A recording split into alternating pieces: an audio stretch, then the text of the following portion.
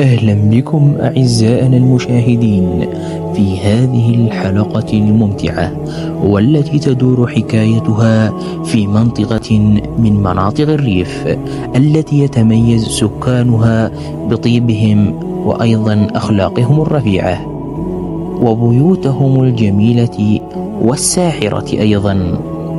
وكذلك لا ننسى الأطفال الذين لا يلهيهم إلا كرة القدم. والآن لنترككم لهذه الحلقة.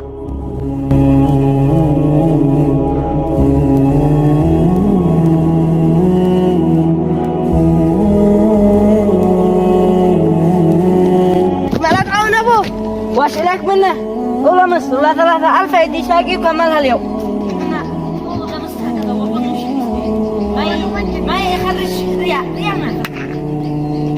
ولا منهم فايدة، ليش جاوب على كل شيء وهم لا يفهموا شيء. هذا ما يحضروا ما عبش يجاوبوا.